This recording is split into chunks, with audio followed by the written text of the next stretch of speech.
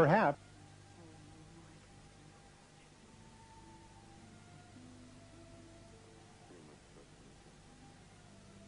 Stars, as if compelled by an unknown force, telling us, you are not alone. You are all part of the evolution of the universe, on your way to higher realms of enlightenment.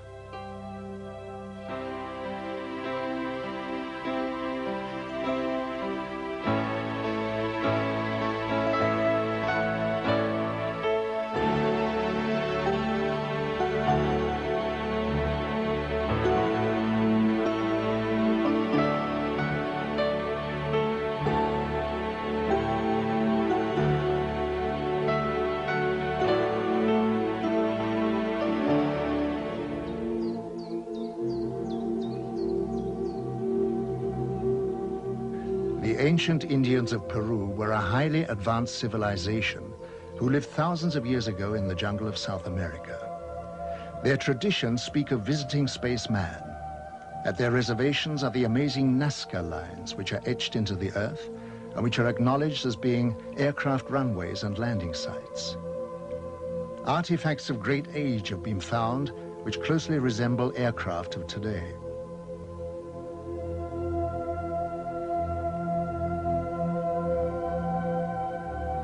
The sensational crop formations of England have generated great interest, and the question has to be asked if there is any connection with the etching in Peru.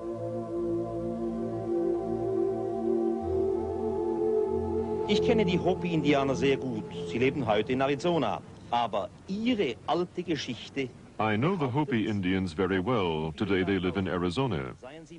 But their old traditions say that many, many thousands of years ago their home was in South America, and that at that time they were descended upon by extraterrestrial visitors called Kachinas. These Kachinas also saved the Hopi Indians when their continent threatened to sink. These heavenly beings, the Kachinas, were the teachers of the Hopi. And even today, the Hopi Indians make figures of the Kachinas for the younger generations, so that no one should forget the visit of their original teachers from outer space.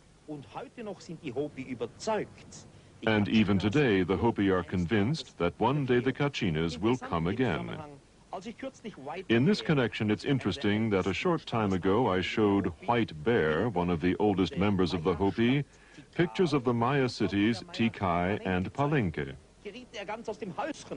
He was beside himself with excitement and said, "We understand that.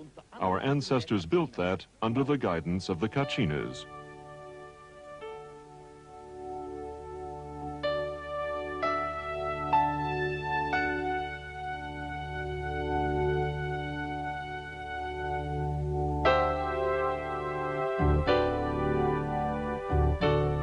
The great energy source of the cosmos can be extracted and focused to form a very potent electrical and magnetic power form. It is a power of great destructive potential, and the ability to control it can only be given to those of higher understanding and achievement. Such power sources were built into the Great Pyramids by another race thousands of years ago, when they needed recharging facilities for their spacecraft while on reconnaissance flights around the universe. The units were built within the protective framework of the pyramids to protect them from discovery. As the world focuses on the mystery of the Egyptian temples, our space probes have located similar strange pyramids on Mars. We have the very mysterious structures on Mars, pyramids, and particularly the large humanoid face looking into the Martian sky. All the investigations on Mars with the Viking probes show quite clearly that Mars has been in the past different. The physical makeup points to an ecological system. And the pyramids, again, really make quite clear that they cannot be possibly natural structures. I really believe that they are artificial structures. The human or humanoid face on Mars shows that if there have been visitors in the past, a long time ago, then they were humanoid. The readings of the early Bible told many stories of Earth being visited by heavenly teachers on blazing chariots who gave information of great wisdom. They told of how they had always been in the sky and would return one day. This is one of the prophecies of the Bible which was taken from the word of the visitors. How did modern man go about interpreting these holy clues?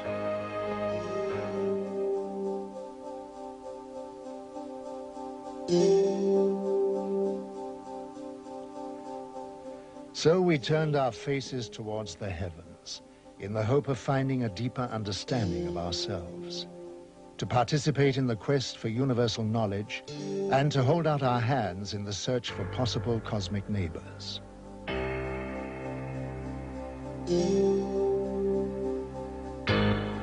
If we consider that most of the stars in the Milky Way are twice as old than our sun, 10,000 million years old, then obviously there may be highly advanced old civilizations which have developed interstellar travel.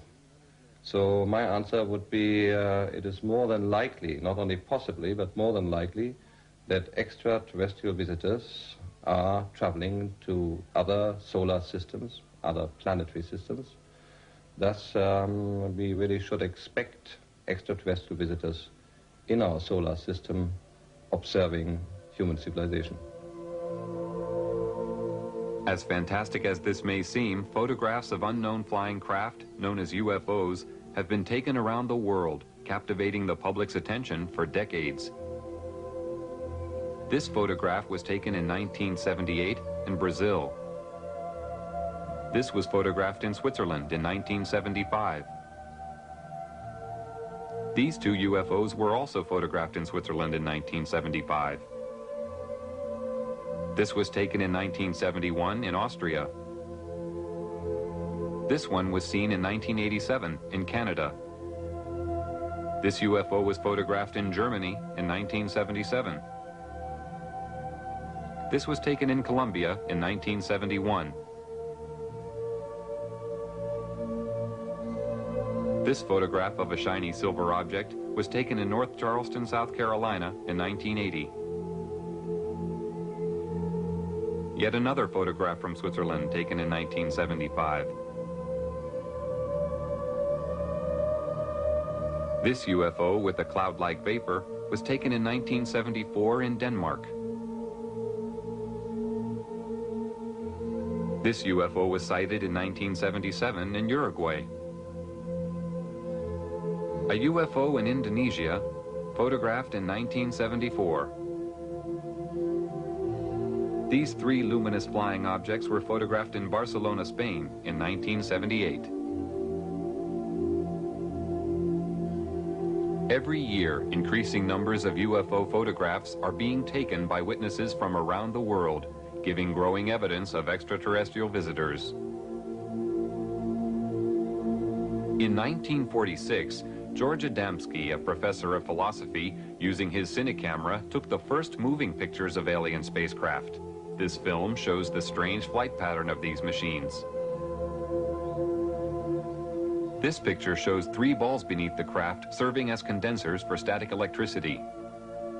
This film, also taken by Adamski, shows a telemeter disc, described as being a very small but highly technical reconnaissance craft.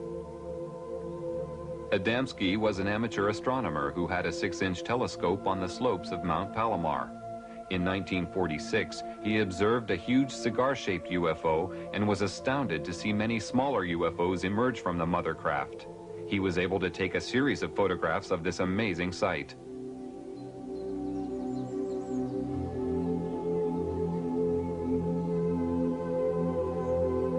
After taking many photographs of these alien flying machines, an event took place which would change the course of Adamski's life. On November 20th, 1952, he had his first contact with a human-looking alien visitor. Adamski was walking in a desert canyon in California when he came face-to-face with an extraterrestrial standing beside a landed spacecraft. The alien told Adamski that the meeting was not by accident and that he had come to give a message. He warned of the danger we were creating by exploding nuclear weapons. He said that the human race had no idea of the very powerful and deadly long-term effects we were creating, which could not only destroy ourselves, but also our planet, and that the continued use of such weapons could eventually endanger our cosmic neighbors. Adamski was asked to spread this message. The alien visitor promised that he would return and meet Adamski at a later time. Adamski was later taken for flights into space, where deeper, more meaningful messages were given to help the human race to understand another point of view of our world. Adamski devoted his time to spreading the visitor's message and was later joined by a Danish Air Force Major, Hans Petersen. Well, you see, after the contact in the desert, George had an inner feeling that this was not the end of it.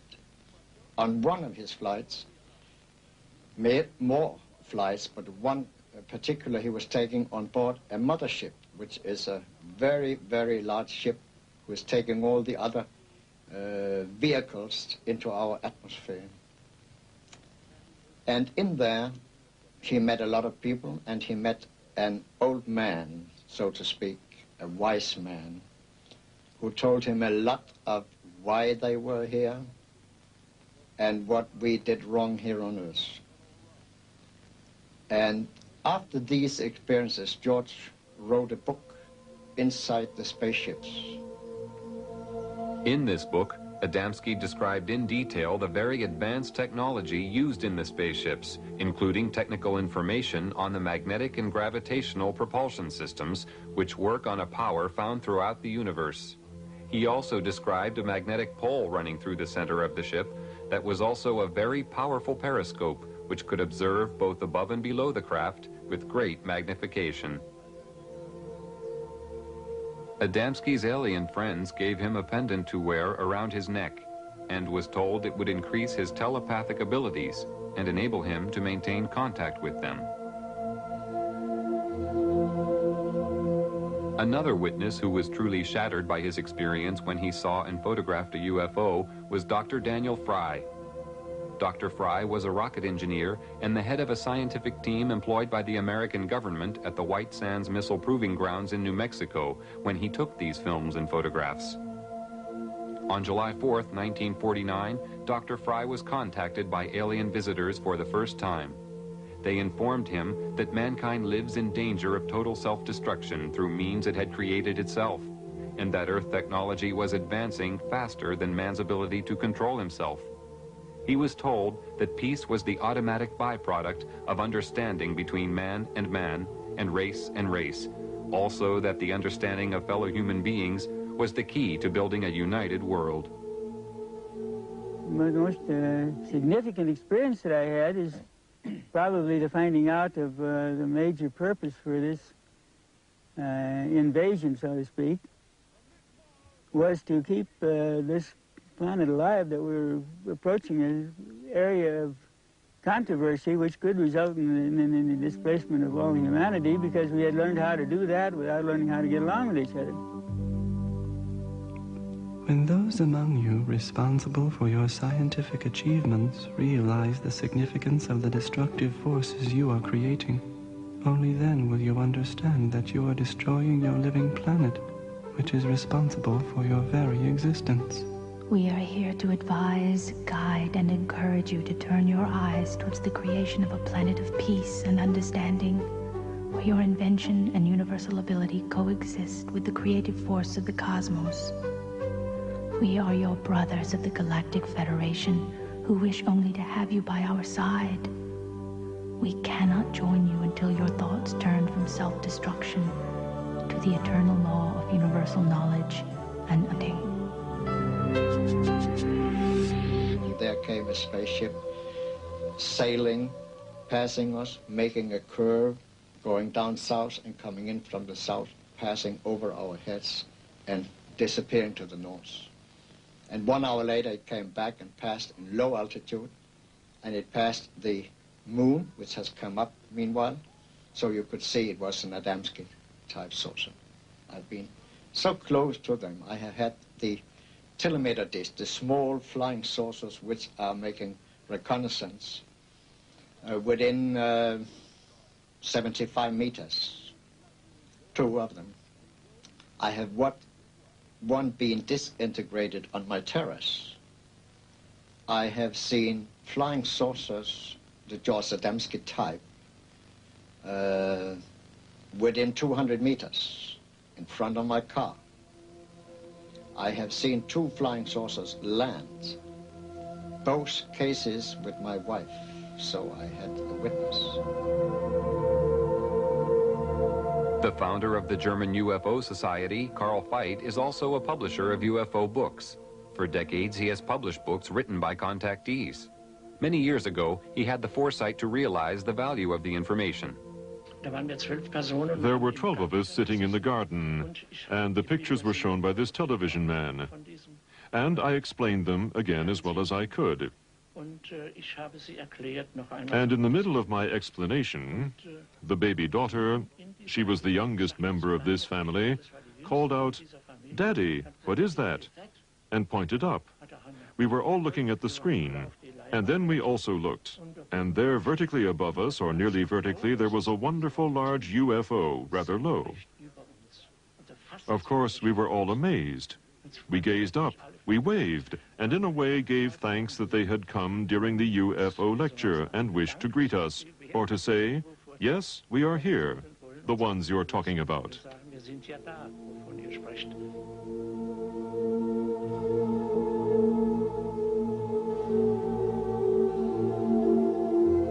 Tony Dodd is a retired British police sergeant who had a close encounter with a UFO. Since that time, he has become the Director of Investigations for Quest International, Europe's largest UFO investigation organization. I was driving a police patrol vehicle in a remote area in Yorkshire when I saw the most amazing disc-shaped flying machine. This machine was about 100 meters off the road, above the road. It was glowing white, bright white. It had colored lights rotating around the underside of it. It had a dome on the top with what appeared to be portholes. It was going at no more than 30 kilometers per hour. But the strange thing was that it was making no sound. It was the most amazing thing I've ever seen.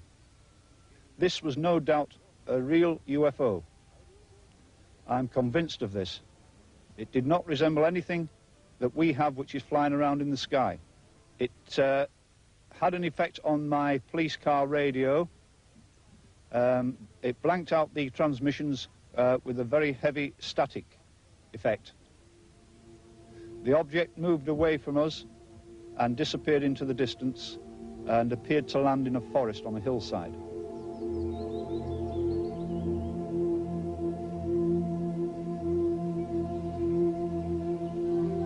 George once told me that they work in all countries, all over the world. And they live among us, they have jobs. One day, George met a couple in New York on 5th Avenue. He was looking in a shop in the window, and a couple passed him with a little boy between them. And he got this strange feeling that they were space people. And he put a thought towards them. Are you space people? Then come back. They turned around and came back and said, your thought is correct. Adamski was given insight into the purpose of his life by his extraterrestrial friends. And in this sense, all these people who have come into contact with extraterrestrial beings are confronted with these wonderful facts, and they have also had an insight into their lives. Why they are here.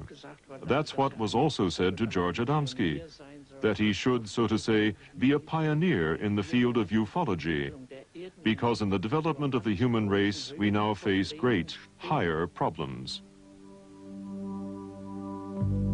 Our first face-to-face contact with a member of your race in modern times was a man called George Adamski.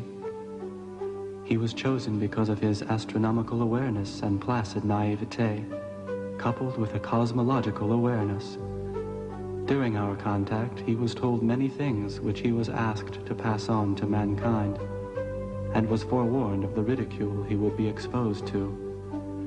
He showed high integrity and learned quickly the significance of our intentions. He was the ideal subject for our first contact.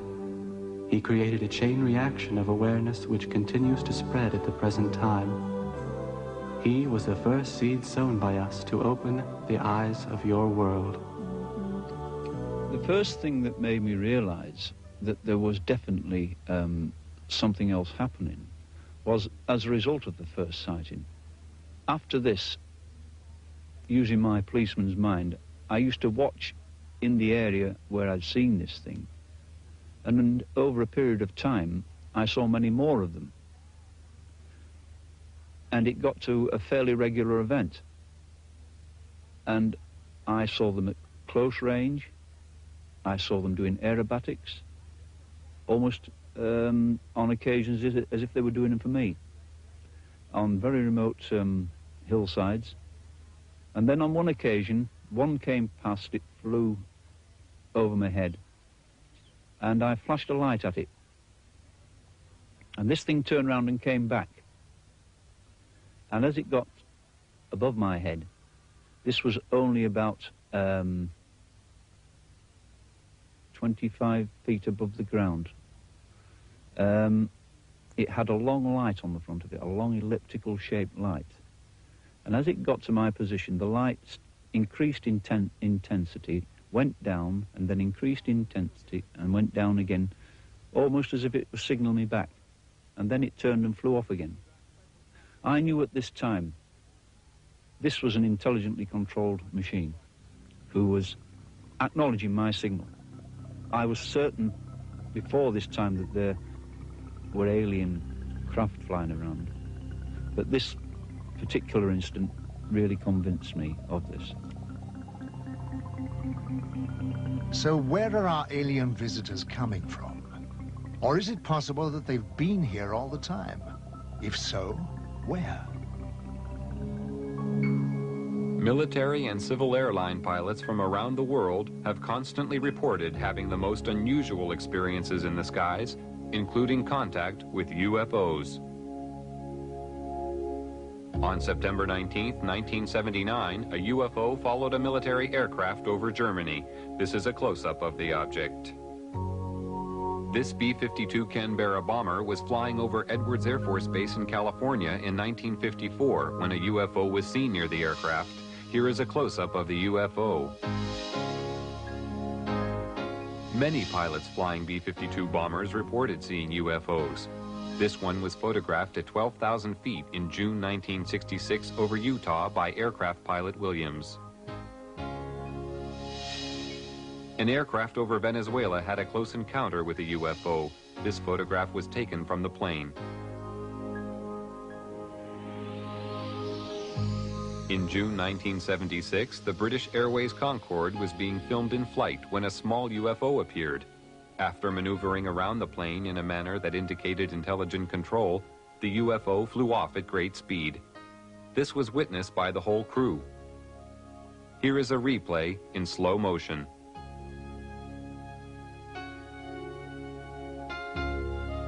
Of the hundreds of UFO sightings made by aircraft pilots every year, the most amazing one was filmed from a commercial airliner by passenger Gene Oldfield as the aircraft cruised at 9,000 feet over Stafford, England on April 2, 1966. The film clearly shows the ability of the craft to perform maneuvers and feats of acceleration far beyond our present comprehension. Here is the film again in slow motion.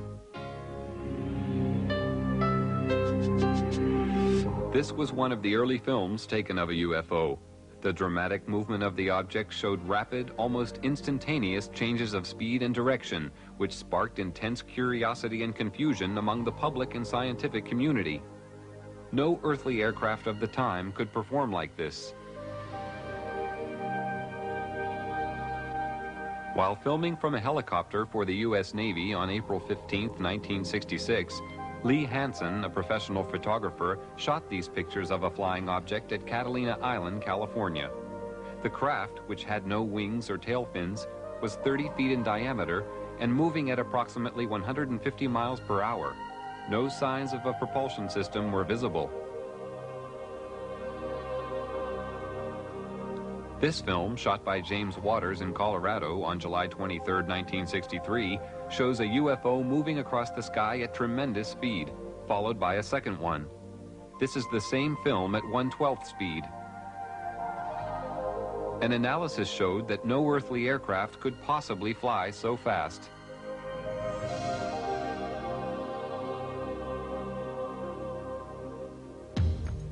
In late December 1978, a record number of UFO sightings were being reported by radar operators and pilots in the area of Wellington, New Zealand.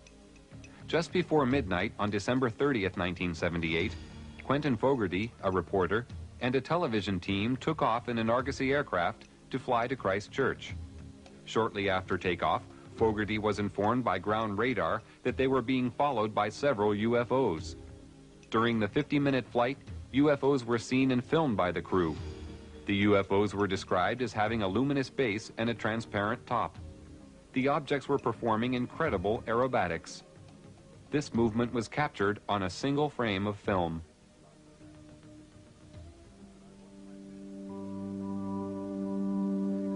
We have been present in your skies for hundreds of Earth years, but because of camouflage devices, you have been unable to observe us. Your cosmic evolution has now developed, and the time has arrived for you to ascertain the existence of other life in your universe, resulting in us making our presence known to you.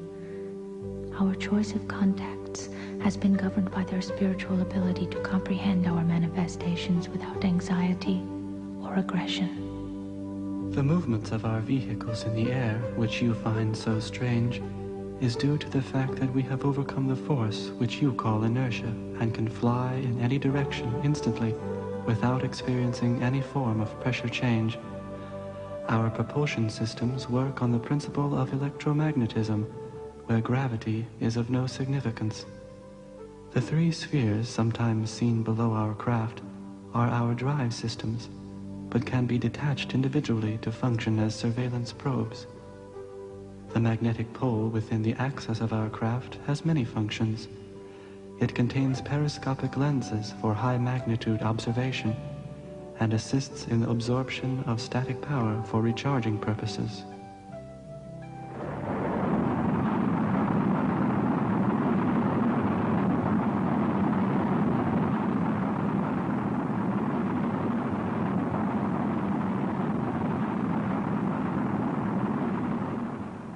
It seems to me quite clear that a humanoid civilization will very likely try to find other humanoid civilizations in the Milky Way, if we just take the Milky Way as our place for travel. I'm not talking about extragalactic civilization now. The possibility of finding humanoid civilizations would always be of interest. Just like our astronauts, if we send them away in the search for life, will very likely try to find life which is a kind, which is similar. If an astronaut has a chance to visit a planet where there's plant life or insect life, or another planet where there's humanoid life, he very likely will travel to the planet where there is humanoid life. And so it should not surprise us that the extraterrestrial visitors are always described as being humanoid. The following sequence of photographs and film was taken by the astronauts. While in space, they had many encounters with UFOs that are now being revealed for the first time after decades of secrecy. On the Gemini 4 spaceflight on June 3, 1966, astronaut James McDivitt took a photograph of this cylindrical object. On the mission of Gemini 7, astronaut Frank Borman reported seeing these two objects flying in formation. On the Mercury 1 mission on February 20, 1962, John Glenn took this picture of two glowing objects. On the Gemini 11 mission, September 13, 1966, Pete Conrad and Richard Gordon observed a cluster of UFOs alongside their craft. They described them as large and very bright. During the Apollo 11 mission in July 1969, Neil Armstrong and Buzz Aldrin saw these two UFOs, which were in orbit around the moon. The astronauts filmed the extraordinary glowing objects from the Apollo 11 spacecraft and reported to Johnson Space Center in Houston, Texas, that the UFOs even accompanied them to the moon. Many astronauts made their own private films while on space missions. This film, shot by James McDivitt in a long sequence, shows the remarkable aerobatic ability of UFOs. The astronauts faced UFOs so regularly that they became part of their everyday life.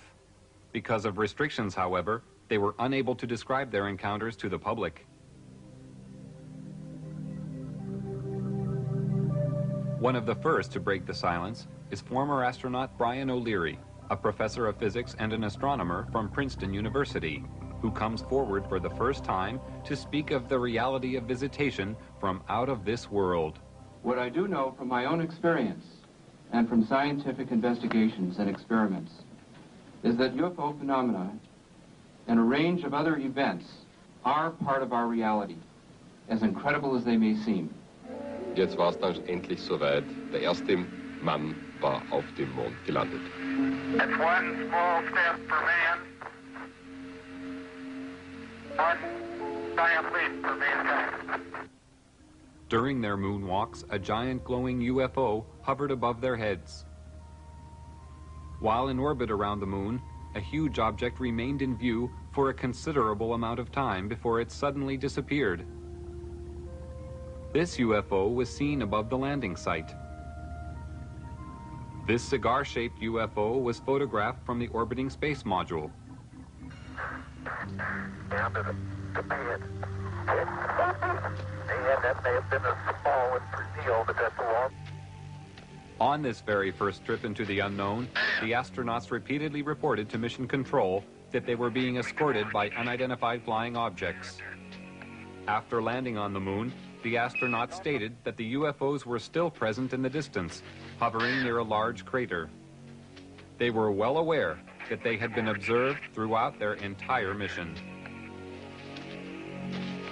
It's also like sundown again. Yeah, powder. I was strolling on the moon one day in a merry, merry month of December. No, May. May's the month. May, that's right. May is the year of the month. When, much to my surprise, a pair of lovely eyes. Hello, Ryan. It's Houston. Hi there. We lost you for a while. Yeah, we sure did.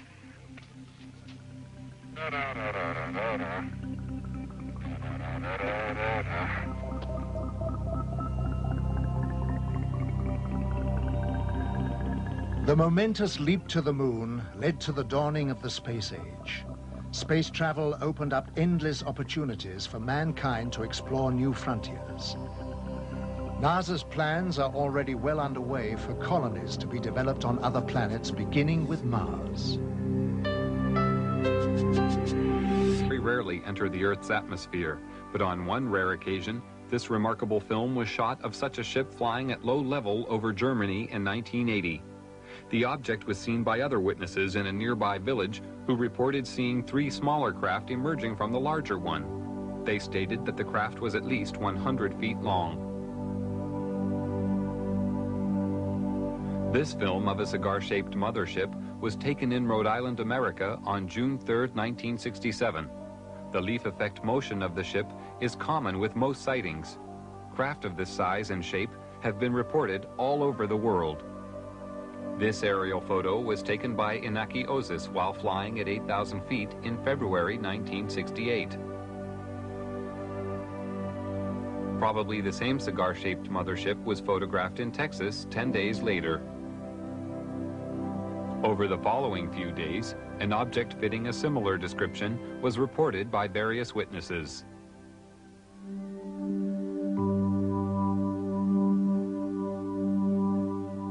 Life aboard our motherships is ruled by a mixture of self-discipline, love of each other, and the merging of all spirits into one.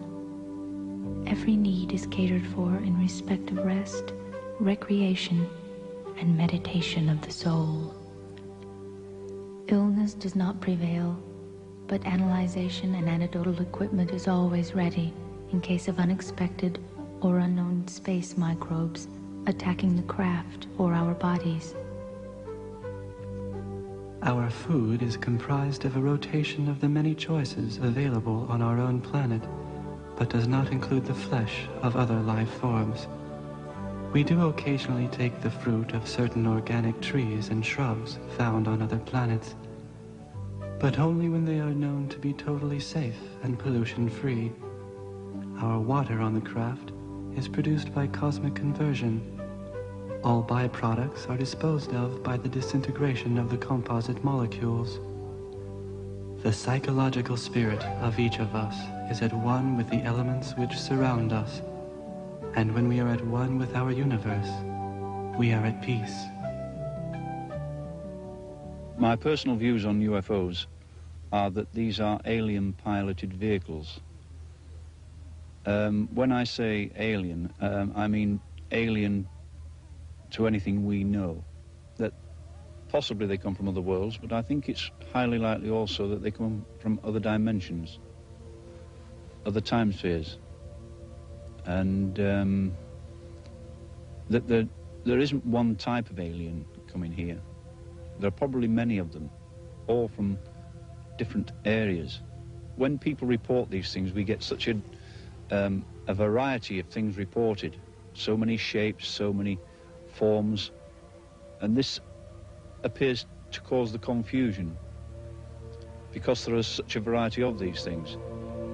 But really speaking, if these things are visiting us from a whole host of different areas, one would expect them to be different forms, different machines. And I think this person is the answer to it.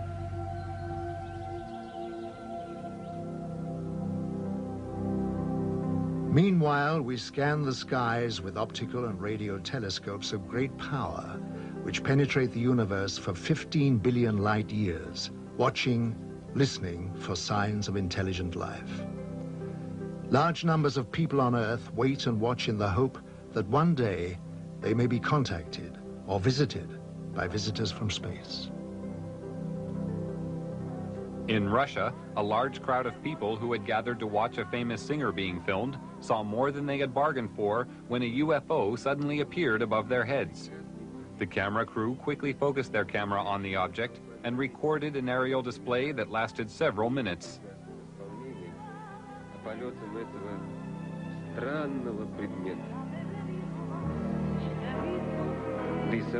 The crowd found this more intriguing than the singer. Even she eventually stopped singing to watch the UFO. Numerous UFOs are seen over Russia regularly.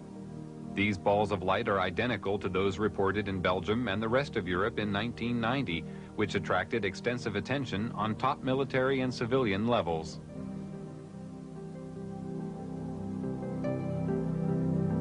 In April 1990, this cigar-shaped UFO was filmed over Russia by an amateur. These flying objects are now acknowledged by the Russian military as being alien flying machines. The nucleus, the authentic nucleus of the UFO phenomenon must be our research field, and that is certainly worthwhile.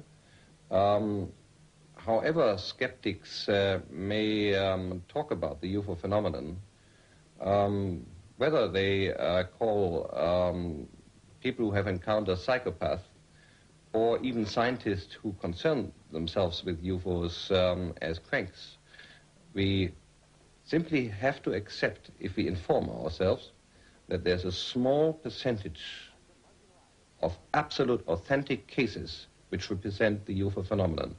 And we must continue to investigate this nucleus. It will be worthwhile. When I first saw my UFO, I always quote my UFO now,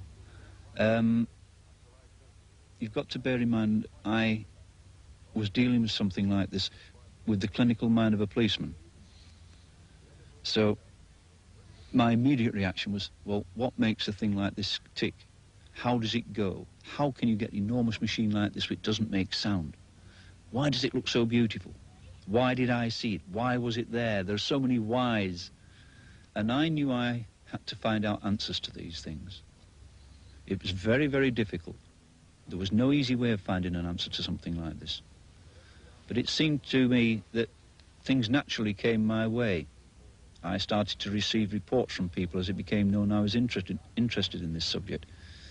And then I had so many other incidents following this of close encounters. It was quite amazing, really, because these things seemed to know where I was, even when I wasn't on the initial hillsides where I found them. I had occasions when I would be driving down a country road, then suddenly one of these things would be in the sky, flying alongside me very close. And it was almost a cat and mouse game. And I had nothing but no fear, never any fear, because there was never anything directed towards me which would indicate there was any hostility. And so I got a sort of affection for them. I had to keep thinking, what kind of technicians put something like this together? Because it was such an amazing thing. But I knew that this thing was not from here. For the past 45 years, people from every country have reported seeing UFOs. The descriptions of these objects have been all too similar, despite the fact that the witnesses live thousands of miles apart. Witnesses include astronauts, pilots, scientists, and police. Even presidents of the United States. Jimmy Carter and Ronald Reagan have spoken openly about their seeing UFOs. Since 1945, an estimated 5 million UFO sightings have been reported from across the world. Most sightings are of singular objects, although many are of 2 or 3. In some cases, large formations have been spotted. The greatest number of UFOs usually appear after 9 p.m. Although a large percentage of these sightings can be explained as natural phenomena, many cannot. Thousands of people are asking questions. What are these UFOs? Where do they come from? Why can't I see one? Why are they here? And more people want to communicate with the extraterrestrials, to learn more about them, get to know them, to understand. The 20th century, the winds of change began to blow. Events were to take place which would change the course of mankind forever. The atomic age had arrived.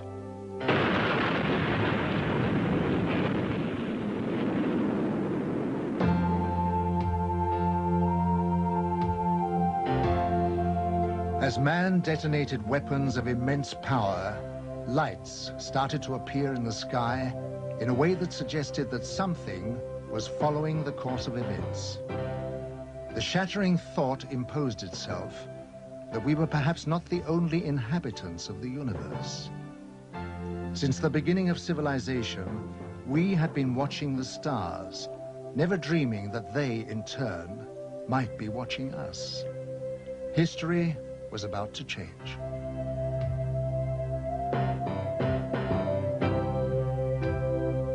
Because these lights appeared suddenly in the sky over Washington on July 20th, 1952, moving from the White House to the Capitol, hundreds of people witnessed the extraordinary event, and it left them stunned.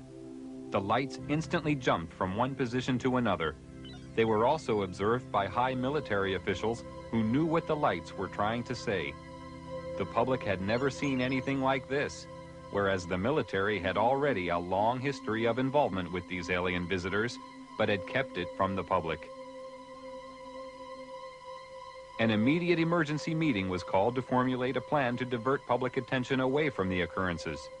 From that day on, it was decided to place the subject under the highest classification of security. Then came the first announcement to mislead the public made by Chief of Air Intelligence, Major General John Sanford.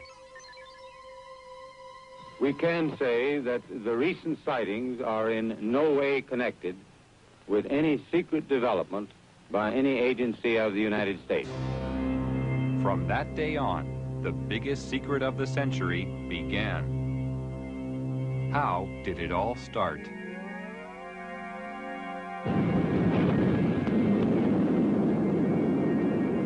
After the first atomic bomb was detonated, more tests were made of the effects on the environment and human subjects to gauge the degree of contamination unleashed. no knowledge of the devastating long-term effects existed at this time. Here in New Mexico, an Army base close to a small town called Roswell became the focus of attention on July 2nd, 1947, when Bill Brazel, a farmer, found a crashed disc-shaped craft on his land. The military arrived on the scene and quickly isolated the spot when they found debris scattered over a wide area. They also found 4 dead humanoid alien bodies who had been ejected from the craft.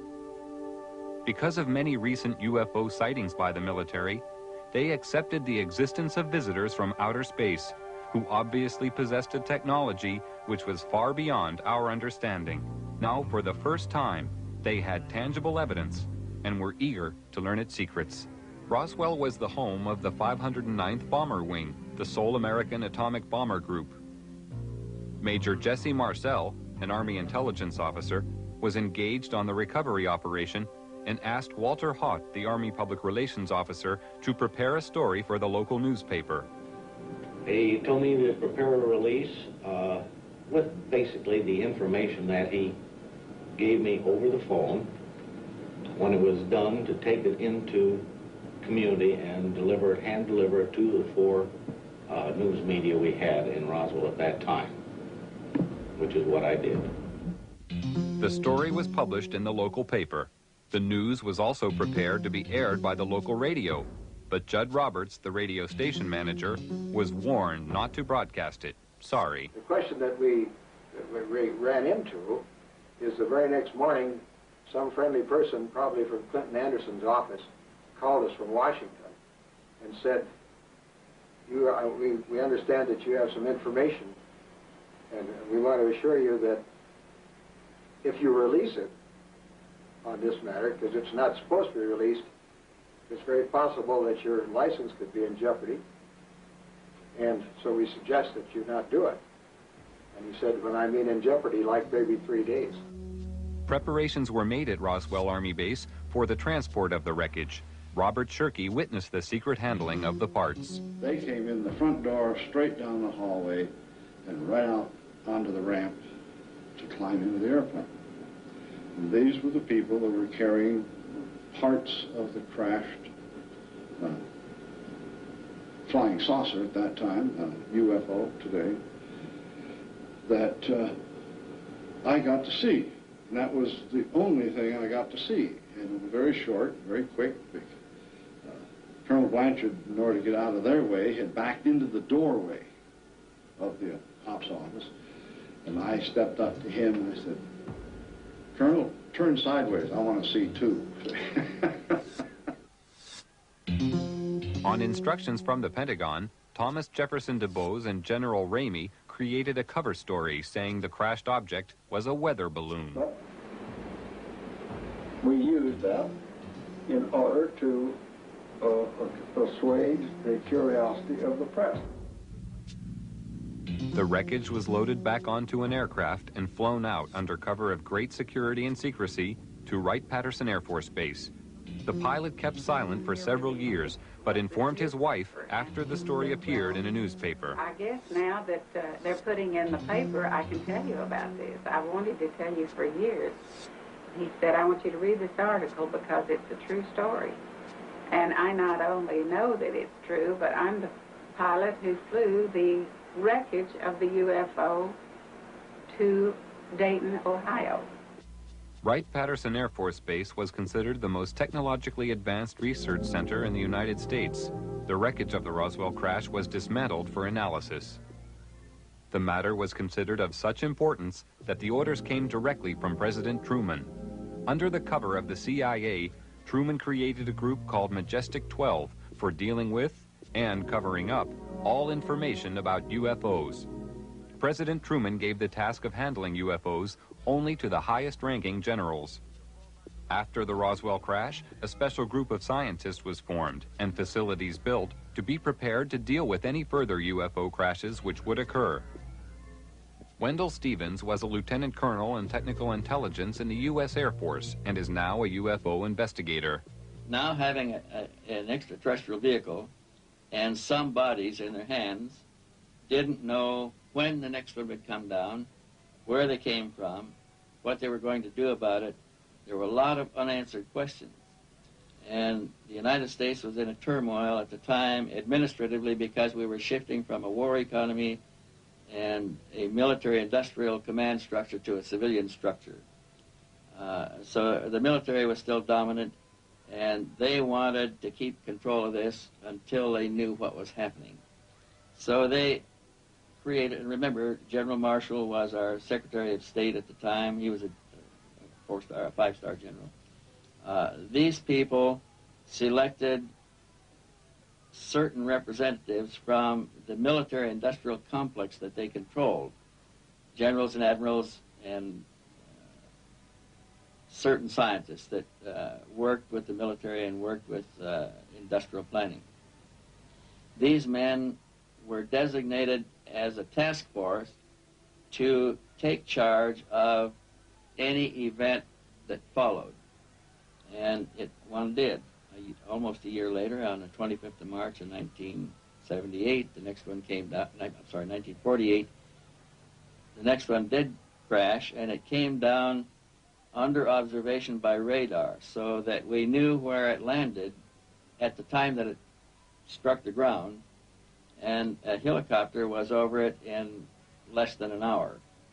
It reported what it observed, and the plan generated by these people from the military-industrial complex after the Roswell crash was immediately put into place. All of the generals and admirals and advisors and scientists were contacted and ordered to proceed to a base in Colorado, where they were picked up and driven to the crash site.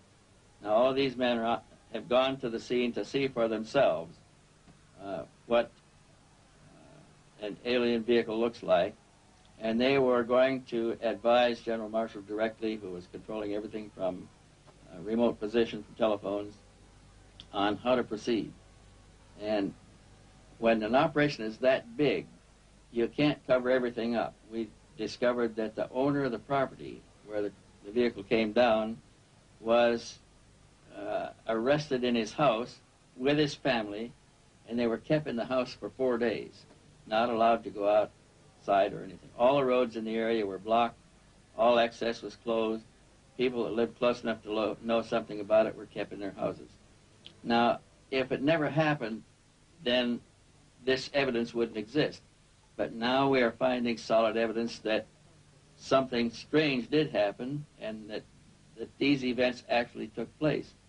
Then we found people who observed the recovery of the craft from a distance, that saw the task force moving across off-roads over country to a secure military facility at Los Alamos. And with these leads, we were able to turn up other witnesses, all of whom had been sworn to secrecy by their superiors at the time they participated in these events. And only a few of them would talk to us, and only on condition that they not be identified because of their vulnerability. What happens in a case of violation of security oaths of this nature, they could lose all pay and allowances due or ever to become due. They could be imprisoned. They could be fined a lot of things that none of them could stand. Through Secretary of State General Marshall, the security of the UFO situation was intensified. A closer relationship developed between the military and Majestic 12. As time passed, the power of Majestic 12 grew stronger. Virgil Armstrong was an intelligence officer with the CIA and worked with highly classified assignments. He retired with the rank of major. I received documents which said that a UFO had landed in the middle of White Sands, New Mexico proving grounds, and that this object was inert, was under surveillance, and would be kept under surveillance until they could determine whether it was hostile or friendly. It later turned out that it was friendly in that the occupants were dead, and when we got aboard, there were 5 bodies. The bodies were diminutive in size, in other words, 3.5 feet. The largest one was just under 4 feet. 2 of them were obviously the commanding officers because 2 of them wore epaulets on their shoulders. Later it turns out that they were all male. When we flew them back to Wright-Patterson, of course, the examination, physical examination, and the autopsy, of course, revealed that they were indeed all male. From descriptions given by several witnesses, the aliens have very large eyes, a small nose, and a small mouth. They are usually about 3 feet 6 inches in height and have no body hair.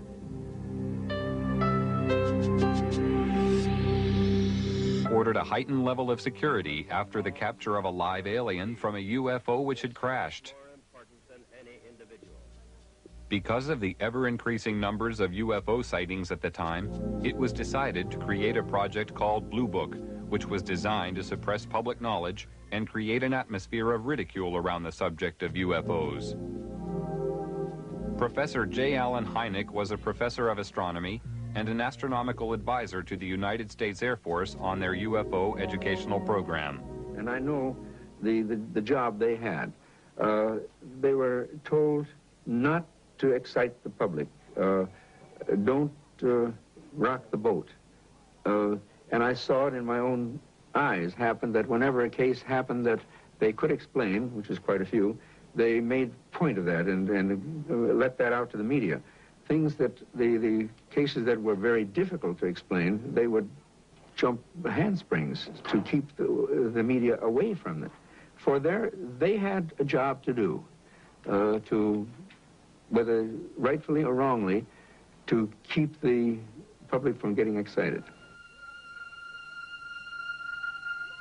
A live alien was captured in 1948 after a UFO crashed in America. He refused to communicate for 1 year and was given the name EBE, or Extraterrestrial Biological Entity. He later began to communicate and gave details of his home planet. EBE had a large crystal which he linked to his mind telepathically and was able to communicate with his own race. He was also able to see into the past and future and perform many other amazing feats. He told of believing in the universe as the supreme being and stated that his race lived in harmony without wars and had nearly eliminated all diseases. He said they lived to approximately 800 years of age and that their technology was far in advance of ours. The authorities were amazed by the things they were shown through the crystal. EBE was able to communicate with huge spaceships which were holding orbital positions thousands of miles from the Earth. He told them that their crafts were capable of reaching areas in the universe beyond our imagination, and that they were operated by thought control coupled to biological computers, and consequently did not have any control systems as we understood them. He talked about his planet and how their technology had created a system where everything was self-functional and did not require a workforce to operate it, and that everything was monitored from a central control system. He said that technicians were present there. He said their power source was eternal energy from the cosmos. He told them that his race didn't have a government like Earth, but a society governed by wise elders who sat in council to make decisions of policy. They did not have a monetary system because the needs of the people were catered for by the Federation, which made them all equal. At the request of the aliens, a meeting was arranged with President Eisenhower in 1954. It took place amid tight security at a secret location.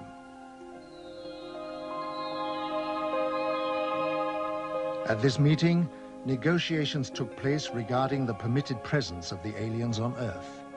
Eisenhower told the aliens that the world was not yet ready for them.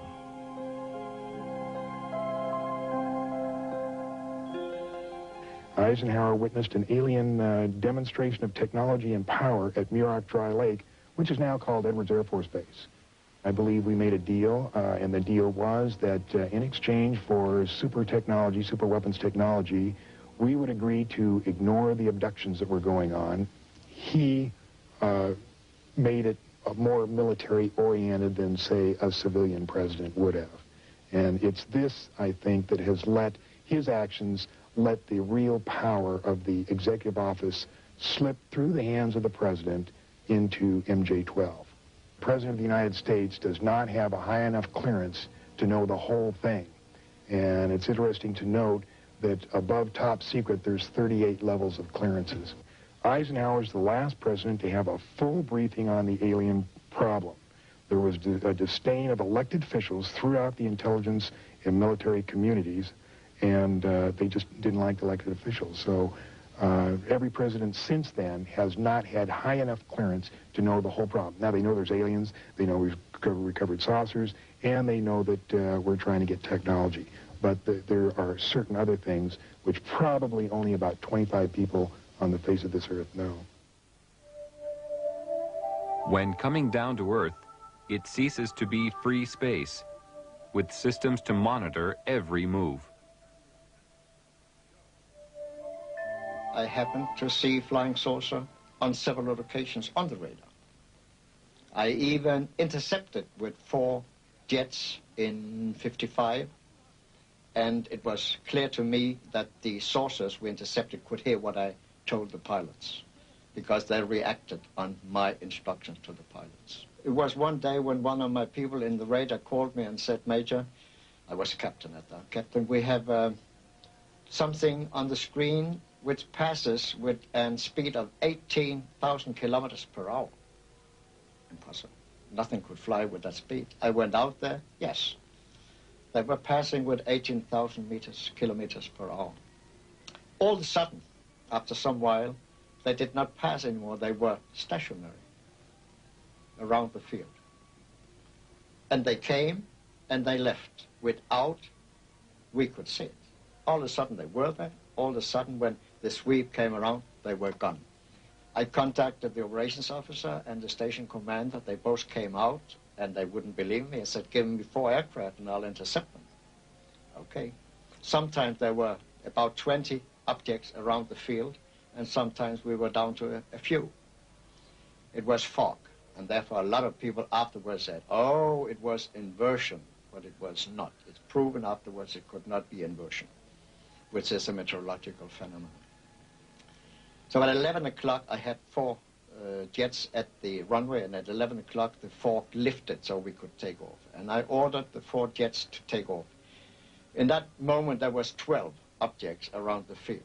And when I said you are cleared for takeoff to intercept unidentified flying objects, 10 of them went away. Right when the sweep came back, there was only 2 left. One 10 miles north of the field, one 15 miles south of the field. I sent the 2 aircraft to the north and the 2 aircraft to the south. 2 aircraft to the north came first, and I said, your boogie, which is the object, is 12 o'clock straight ahead. 12 o'clock, distance 5 miles, altitude unknown. Do we have it in sight? Gone. Came the next one. When it came up, I said, your boogie is 12 o'clock, range 5 miles, altitude unknown. Do we have it in sight? Gone. So it was clear they could hear what I said.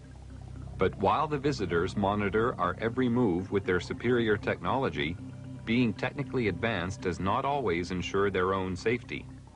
This was proved by the UFO crash in the Kalahari Desert in 1989. One of the most documented cases of all time referred to a 60-foot wide spacecraft which was forced down on the border of South Africa. This craft impacted with the desert at high speed, causing a crater 450 feet in diameter and 36 feet deep. Official military documents reveal that the craft entered South African airspace at 1:45 p.m. on the 7th of May 1989 and was intercepted by 2 Mirage jet fighters. Because the craft failed to respond to communication, one of the fighters was ordered to attack the craft with an experimental laser cannon. This caused the craft to lose altitude and crash. After the craft was retrieved, it was removed to a secret Air Force base, and on arrival at this base, it was found a door had partially opened in the side of the craft. Hydraulic pumping gear was brought to the scene, and the door was forced open. When this was done, 2 aliens staggered out of the craft, and it was found that one appeared to be seriously injured. They were immediately arrested and removed to a medical centre, where a medical team was sent in to try to assist. The authorities at the scene entered the UFO, and hieroglyphics were found inside the machine, alien hieroglyphics, of course, and various items of electronic equipment were also removed from the craft. When the military entered the craft, they quickly removed portable equipment and instruments, some of which were considered useful as potential weapons. This was not certain at the time, but was clarified after scientific investigation. Also found aboard the craft were a series of hieroglyphics, which indicated that the aliens had a written form of communication. The writing gave the impression of an alien alphabet, but it is not known if any of the scientists present were able to understand its meaning. Data found on the craft were stored on a system of silicone slides. It was obvious to everybody at the site that they were dealing with a very advanced technology, including the propulsion system. As more and more alien technology comes into the possession of our scientists, more understanding is being gained about the physics involved in producing propulsion systems capable of taking man deep into space. Years have passed since the beginning of the UFO era. The veil of secrecy has remained to keep the public uninformed. Despite the suppression of information, millions of people throughout the world are still seeing and reporting the presence of UFOs in our airspace, and many more millions are now firm believers in the presence of extraterrestrial flying machines. They know that UFOs exist. I think what has happened over the years, the government has lied so much that they have painted themselves into a corner, and it's almost impossible for them to tell the truth today. The biggest secret in the history of mankind, and the government is not going to let this out. There is no way to get anything out under the Freedom of Information Act. In Russia, the subject of UFOs is now out in the open. Marina Popovich is a retired Russian cosmonaut and fighter pilot. During her military career, she was twice awarded her country's highest military order, Hero of the Soviet Union. She is now one of Russia's leading UFO researchers. 10 years ago, people only made jokes about this subject. Now the attitude to UFOs is very positive. The majority, 80%, think there is extraterrestrial intelligence and that this intelligence is trying to establish mutual contact with us. Now cosmonauts and pilots are more willing to report their contacts with UFOs when they have taken place. Unlike the rest of the world, the Soviet Union has an openness about the subject of UFOs. They even have a monthly television program devoted entirely to it. In the near future, university courses will also be available to study the subject. Several Soviet generals have already stated that there is no question as to what UFOs are. We know they are alien spacecraft. Technology has advanced rapidly over the past 50 years for all the world to see. But in secret locations, amid tight security, the true advance of technology is hidden from public knowledge. From one such location came the stealth bomber.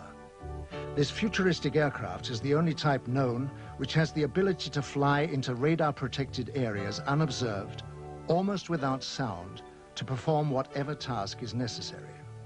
The technology used in the production of the aircraft is a giant leap forward from conventional technology, and the question has to be asked, where did it come from? At one super-secret US government test facility situated in the Nevada desert, strange glowing lights are regularly seen performing aerobatic displays which are far beyond the capability of our known aircraft. They seem to be intelligently controlled. Can this be yet another example of some secret, very advanced technology, or are the authorities hiding some exotic foreign contrivance? Here at Area 51, also known as Dreamland, is the most highly protected and secret facility in the whole of the United States.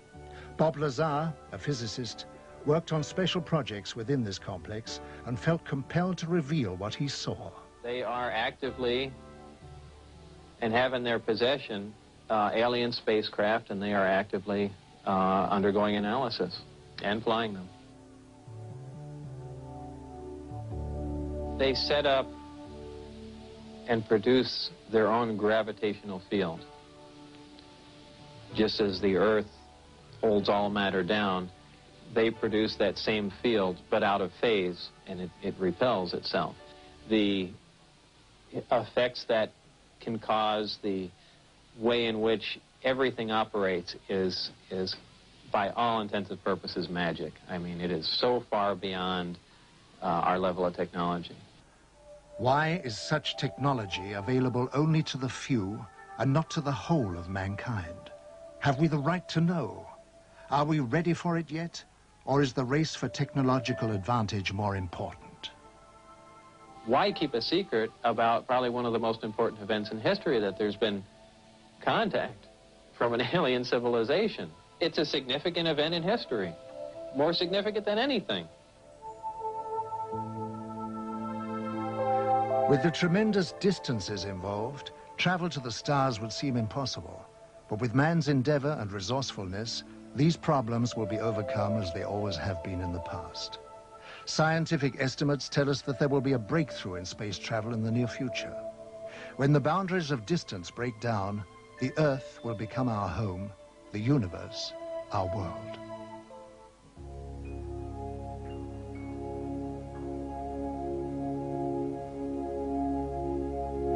Energy is the lifeblood of civilized society, but it's also a tool that has to be controlled.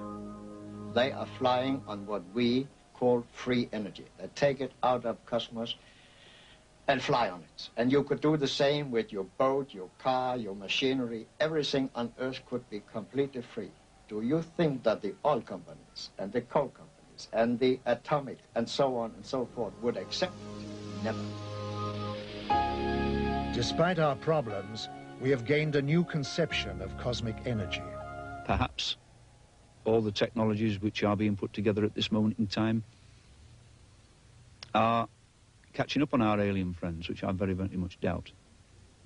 But I'm sure that is the reason this technology is being put together. You've got to realize that things are not always as they seem. And once we can get out of this thinking, out of this box we're in, that there is something more than what we are being taught, what we have learnt. There are things outside the scope of this. Then I think you'll begin to see the potential for people from out there visiting us. And not just now, not newly visiting us, but have been visiting us for hundreds of years. Our presence within your solar system is to observe the evolutionary progress and environmental changes occurring not only to your planet, but to its people. Using a special observational technique enables us to foresee potential difficulties which may arise, and if necessary, give you advice on the course of action you need to overcome it. To achieve these aims, we employ the use of many types of monitoring equipment, each with the responsibility for a different area of scientific investigation. Our use of telemeter discs of all sizes as remote-controlled sophisticated recording and analyzing vehicles is one of the many types of drones. We observe every aspect of your world and its inhabitants, from the environmental changes and pollution levels to the microbiological disease potential of mankind. Our techniques also enable us to record and analyze thought patterns, and therefore anticipate man's course of action before it is taken.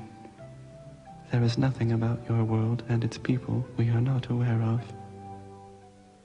In the last few years, there is an evolution in the whole extraterrestrial problem.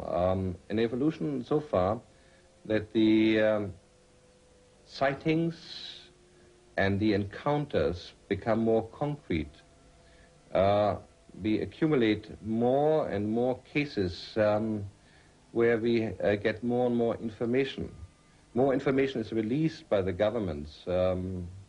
We know now that there was a cover-up for so many years. We have always speculated about this cover-up. Now we have proofs. We know that the secret services, not only in the United States but in other countries, have really fooled the public. And very likely extraterrestrial visitors know about this plot. And it is not surprising that in the last years more concrete information is released. Probably this may be a preparation for official contact.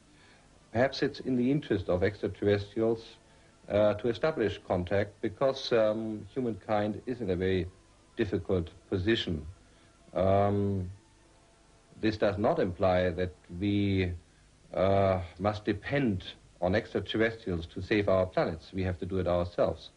But nevertheless, we are in a phase where we possibly take the next evolutionary step, a step that is so important because it will decide whether we will survive or simply vanish.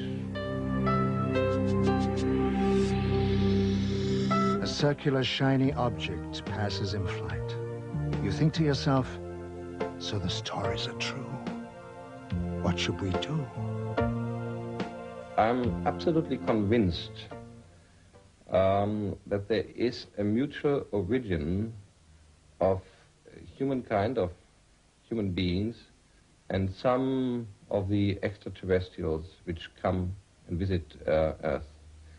I have various reasons to maintain this point of view. There is a group of extraterrestrials which are really identical with human beings in their size, in their physical look, and their physical makeup. If we take the reports of witnesses seriously, and I do. There are quite a number of cases where these extraterrestrial visitors have made remarks confirming this point of view. They do not officially land in Washington or in Moscow or in London, but they're simply seen rather unobtrusively in such a way that the media is arguing constantly whether UFOs exist or do not exist. We know that they do exist, at least a small nucleus. And whatever their intentions are, I'm sure there is a development in the last few years that it will not be long until we find out.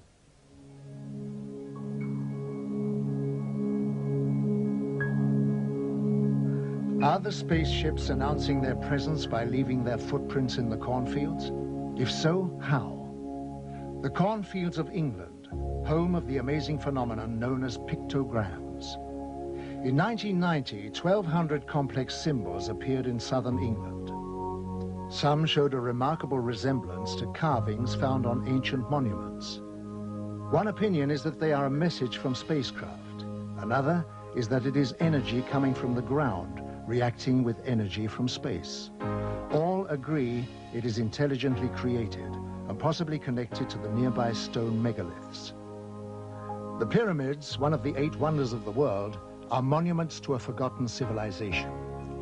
But how did they achieve such feats of engineering? And why are there identical structures on Mars? It is said that the pyramids were built by another civilization for the purpose of containing energy devices to exchange cosmic energy.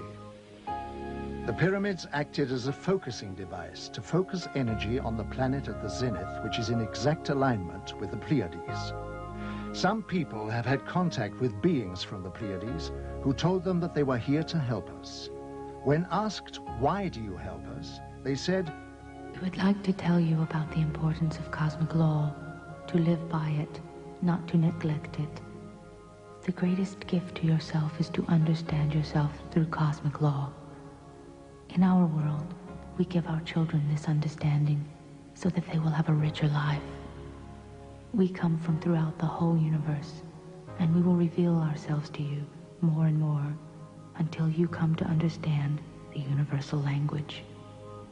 My first encounter, I was determined, if it took me the rest of my life, I was going to find out that day what I had seen that day, and I have never let up from that moment in time. And it has been worth every minute and all the money I've spent on it, because now I'm a far wiser person than I was when I started. I know things now which I would have never known had I not got involved in this thing. that there is a far higher force out there operating than we could ever conceive, and that they're here amongst us. They come and go as they wish. They are watching us, guiding us, and directing the direction we go in. Of that there is no doubt.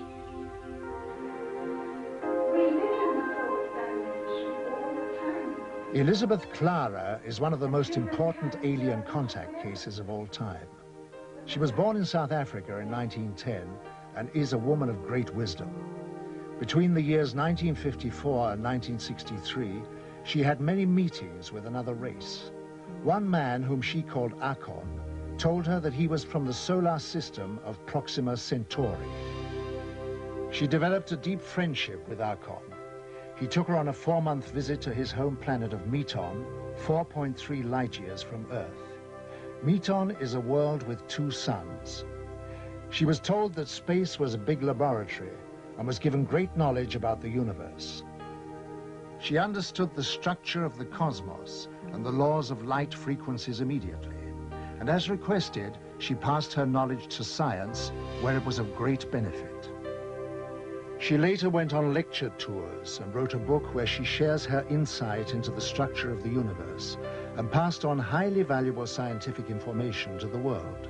She said, "The road to the stars unfolds within a spaceship of great beauty and simplicity, generating her light from the cosmic plasma of eternity, never faltering, always alive and pulsating, shaped like a galaxy with a halo surrounding her and the shockwave glowing. We are embarking on a dialogue for which a common language has yet to be created, and which, when in full swing, will pose questions we have never ever envisioned, not even in our wildest dreams."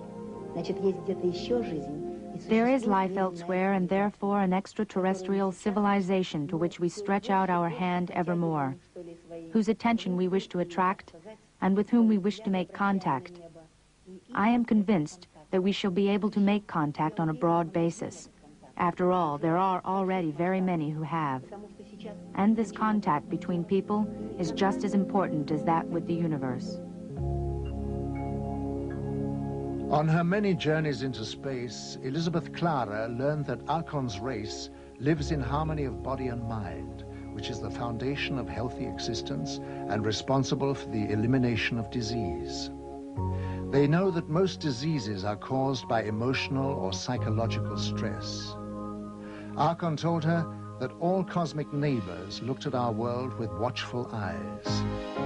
They see that the natural world is dying through the imbalance which we are creating in nature, reducing the resources we live on, and they are out there waiting to help.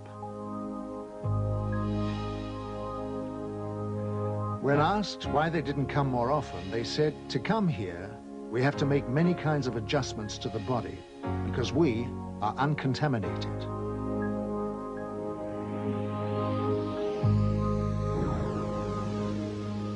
This spacecraft was seen coming out of the sea near the Canary Islands. UFOs have been repeatedly seen rising out of the water throughout the world. It is known that they are using their advanced systems to help the world to decontaminate areas of high pollution. For instance, green fireballs are appearing in areas of high radioactivity for the purpose of neutralization. Many contactees are told that help for the Earth by our alien friends is allowed, but only to a certain extent, because they cannot interfere, since we all have a free will. This is a cosmic law.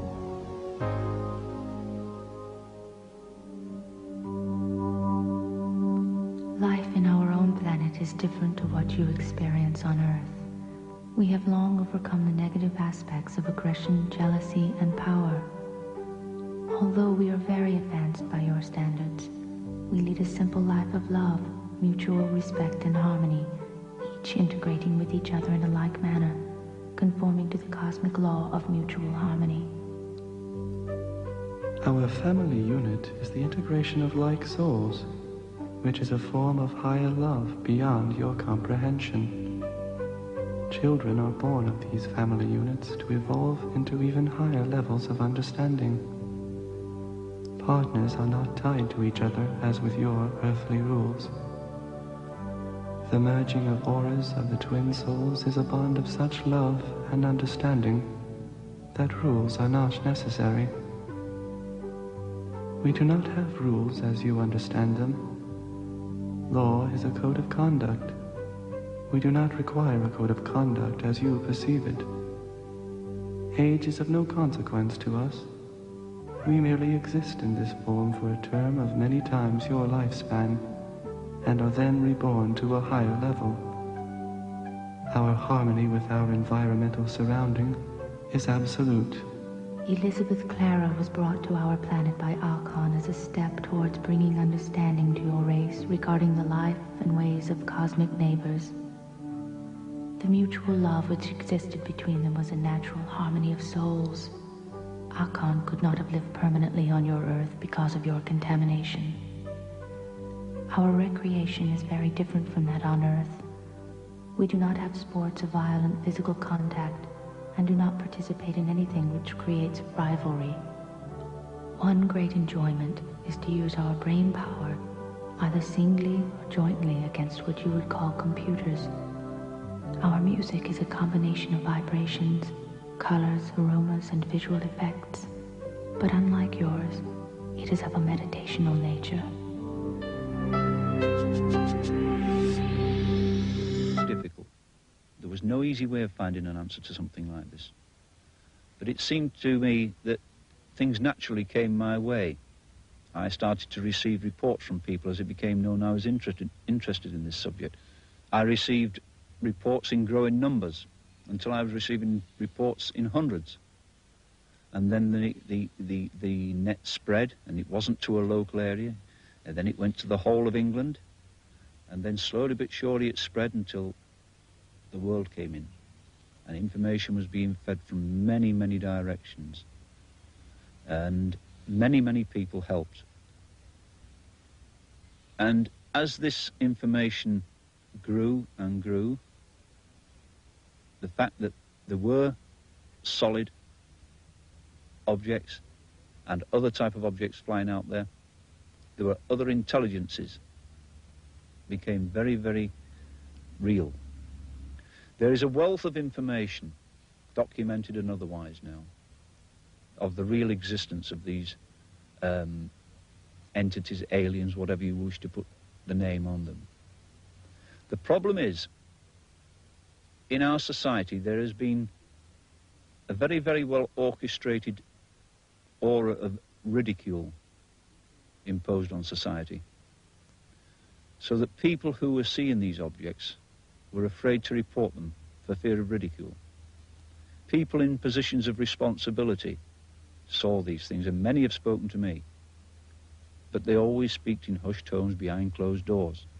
And when you ask them why, they say, well, if I was to make this public what I had seen, I would lose my job. This is the syndrome which has been among society for many, many years. There are more people all the time coming forward. We're beginning to break this mold of ridicule, and the reports are coming from all manner of people. I've had them from doctors and pilots, from military personnel. You name it, I've had it from them. And it's like a snowball. It's gathering momentum, it's gathering size. And it will not be long before all the population realizes that these are out there. We are not the only people here.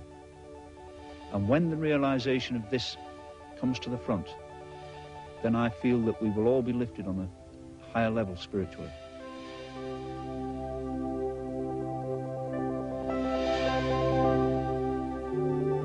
Man is beginning to respect the universe and the laws of the cosmos.